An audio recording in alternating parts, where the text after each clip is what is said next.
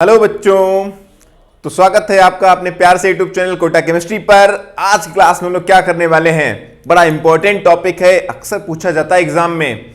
संकुलन दक्षता या संकुलन प्रभाज क्या होता है, इसको बोलते हैं पैकिंग एफिशिएंसी या पैकिंग फ्रिक्शन।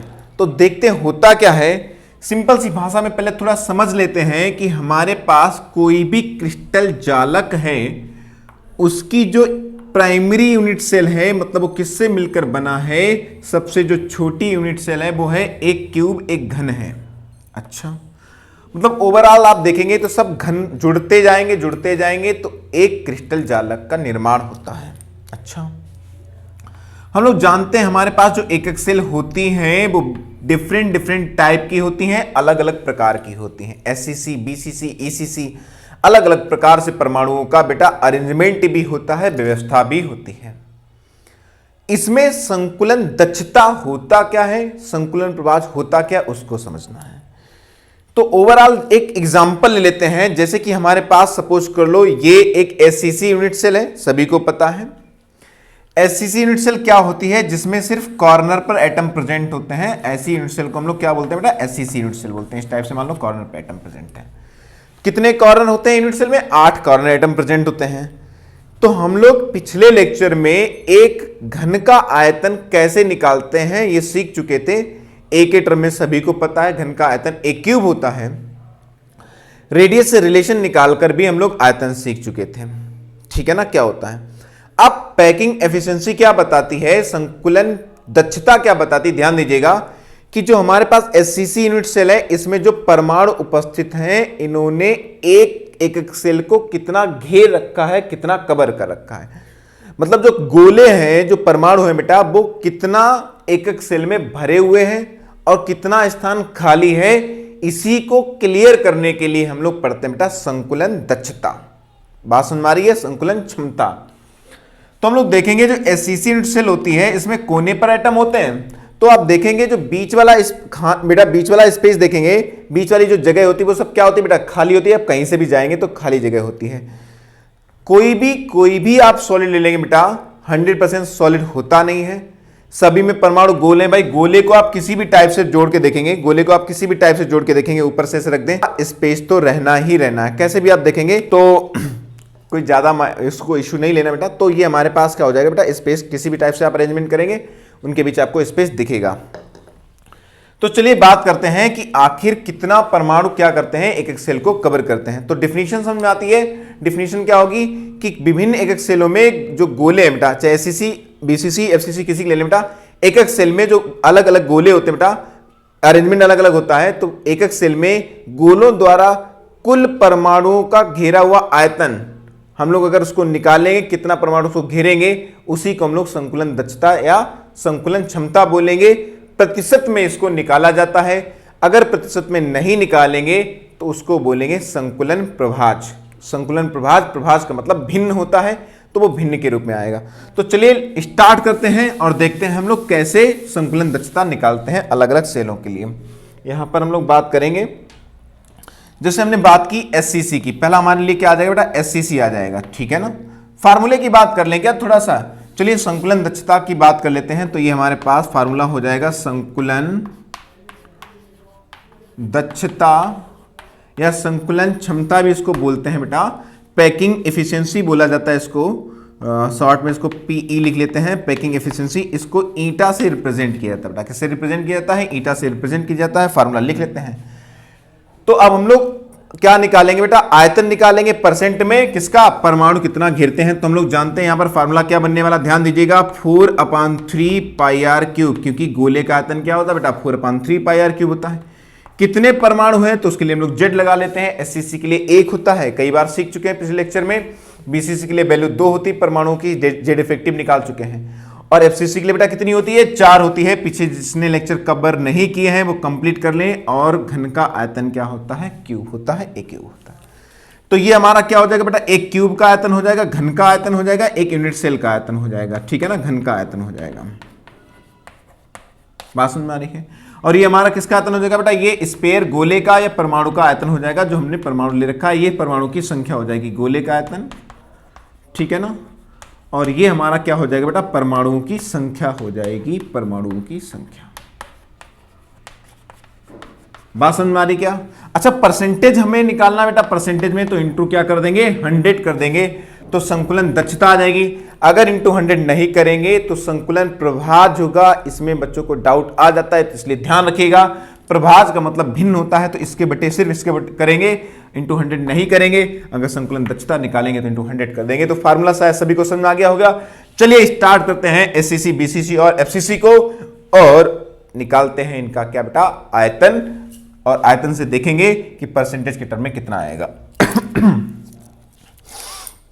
तो इसको यहां से हम लोग हटा रहे हैं बेटा, फार्मूला नोट कर लिया होगा आपने, उम्मीद करते हैं, और आपने अच्छी तरीके से इसको लिख लिया होगा बेटा।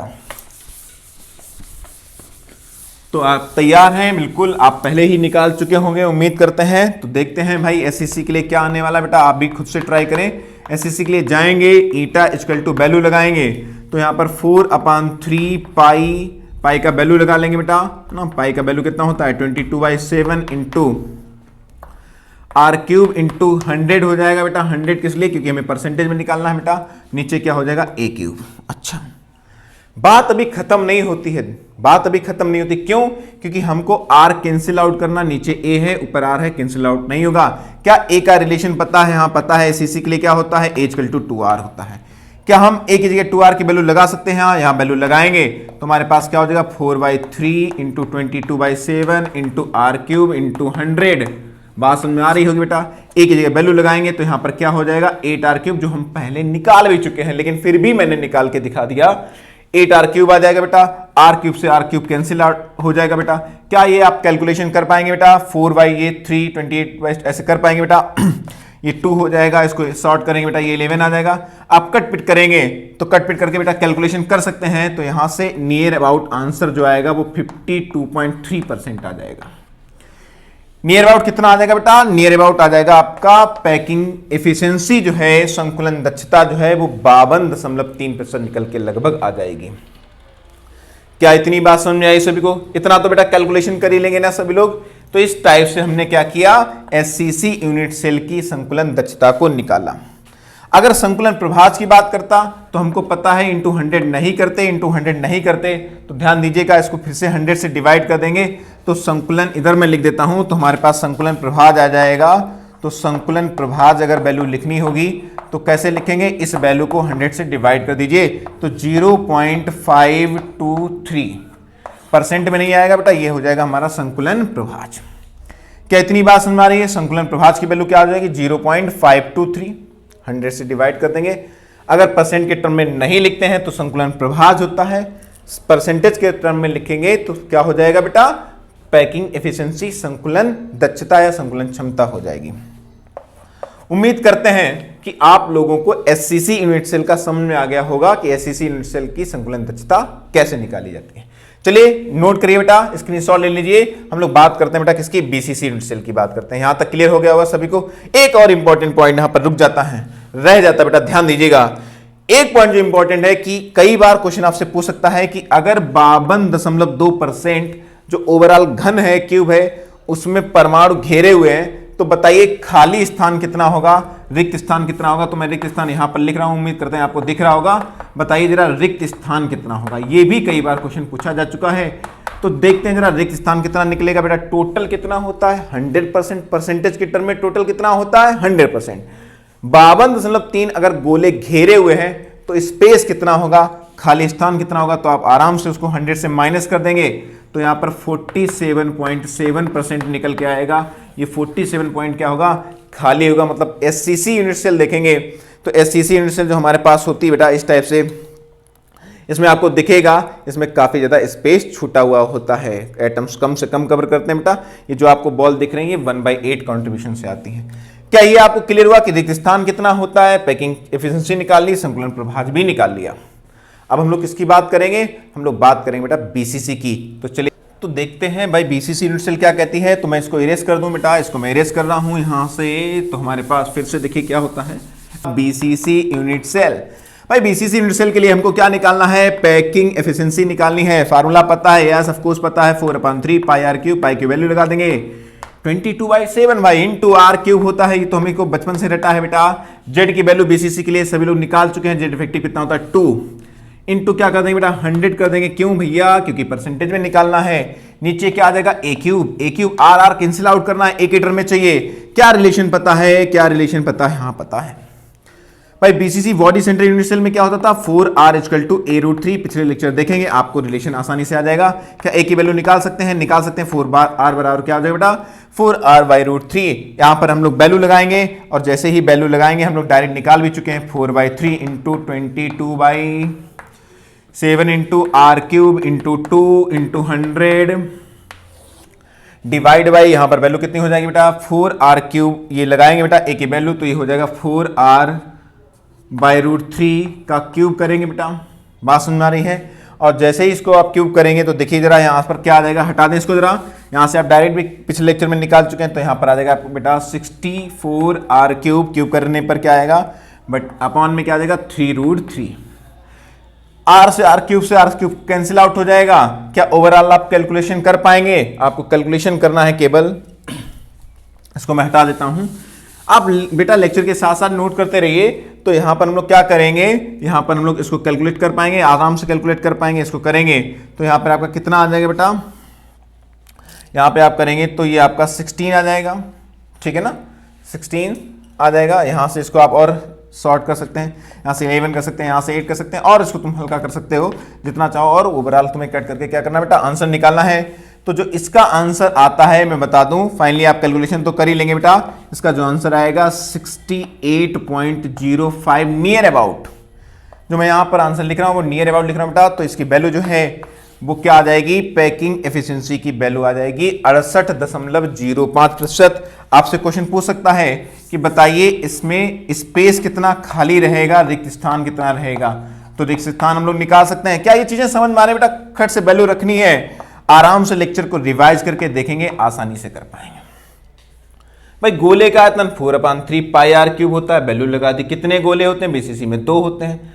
घन का आयतन क्या होता है, a³ होता है। ए का रिलेशन पहले निकाल के दिखाया था, वैल्यू रख देंगे, कट पिट कर देंगे, खट से आंसर आ जाएगा। कितना तो सिंपल है बेटा, यहां से हम इसको माइनस करते हैं तो हमारे पास कितना आ जाएगा, लगभग 31.95%। क्या आ जाएगा बेटा 31.95% हमारे पास रिक्त स्थान आ जाएगा। अगर यहीं पर बात किसकी की जाए, संकुलन प्रभाज की बात कर ली जाएगी, तो संकुलन प्रभाज भी हम लोग आराम से निकाल पाएंगे।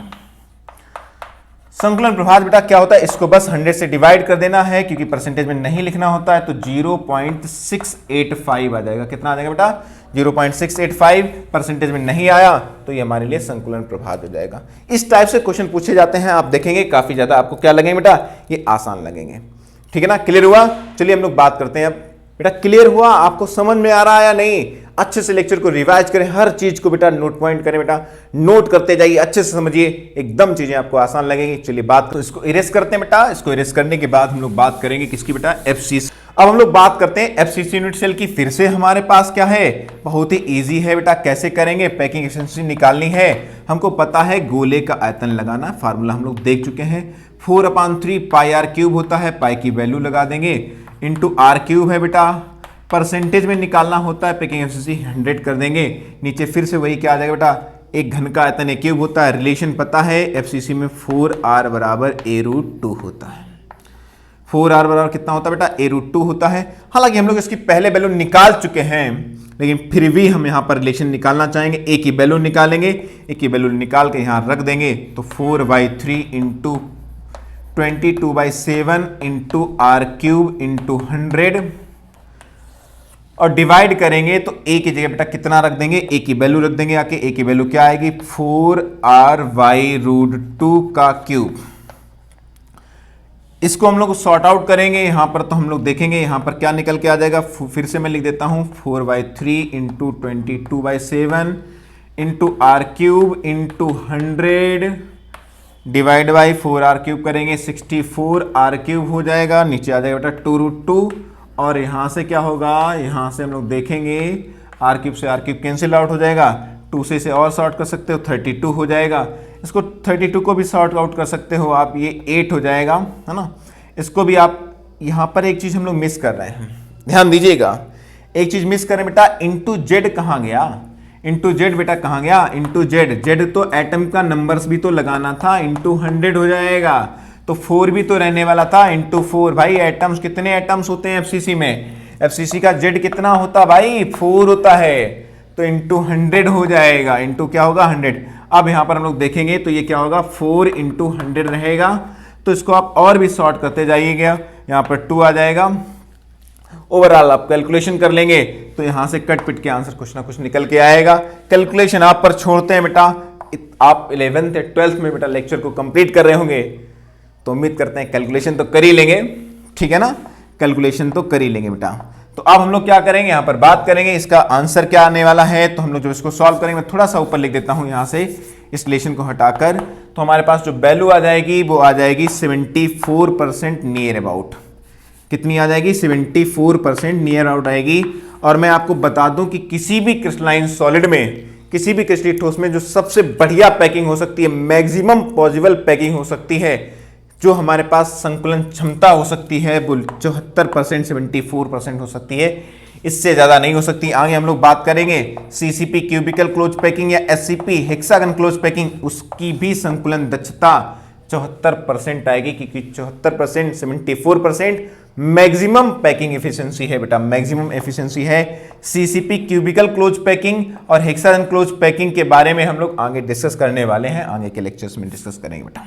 अच्छा, तो यहां से हमने कट पिट करके बेटा आंसर क्या निकाला, 74% आंसर निकाला। कोई दिक्कत नहीं, बिल्कुल दिक्कत नहीं हुई, हमने आसानी से निकाल लिया। अच्छा, अब अगर बात की जाए वॉइड की, रिक्त स्थान की, तो रिक्त स्थान हम लोग आराम से निकाल पाएंगे। रिक्त स्थान कितना होगा, फिर से देखते हैं बेटा, 74% भरा हुआ है तो 26% खाली स्थान है। क्या संकुलन प्रभाज, क्या बेटा ये समझ में आ रहा ना, टोटल कितना होता है भाई, 100% होता है। क्या संकुलन प्रभाज हम लोग बात करेंगे निकाल पाएंगे, यस निकाल पाएंगे। संकुलन प्रभाज क्या होता है, अगर हम परसेंटेज में नहीं ले जाएंगे तो इसको हम लोग लिखेंगे क्या, डिवाइड कर देंगे 100 से, तो 0.74%, सॉरी परसेंट में नहीं होता है, 0.7 आ जाएगा इसका संकुलन प्रभाज। याद रखिएगा, प्रभाज का मतलब भिन्न होता है, उसको परसेंटेज में नहीं लिखना होता है। तो आज के लेक्चर में हम लोगों ने क्या कंप्लीट किया, आज का लेक्चर काफी ज्यादा इंपॉर्टेंट था बोर्ड के पॉइंट ऑफ व्यू से। फिर से मैं रिपीट कर रहा हूं, बोर्ड के पॉइंट ऑफ व्यू से बहुत ज्यादा लेक्चर इंपॉर्टेंट था। अक्सर पूछा जाता है एससीसी बीसी, छोटे छोटे क्वेश्चन पूछ सकता है, बताइए बीसीसी में कितना स्पेस, कितना रिक्त स्थान होता है, तो आपको पता 68.05 या लगभग 68% भरा हुआ होता है और लगभग 32% खाली होता है। एफसीसी में कितना भरा कितना खाली होता है, संकुलन प्रभाज बताइए। ऐसे भी क्वेश्चन पूछ सकता है, तो इस लेक्चर को आप अच्छे से रिवाइज करें, अच्छे से देखें बेटा, और इसको हम लोग कंप्लीट करते हैं। तो आज का लेक्चर हम लोग कंप्लीट करते हैं, मिलते हैं बेटा नेक्स्ट लेक्चर में धमाकेदार वीडियो के साथ में। ओके बाय, गुड लक बेटा।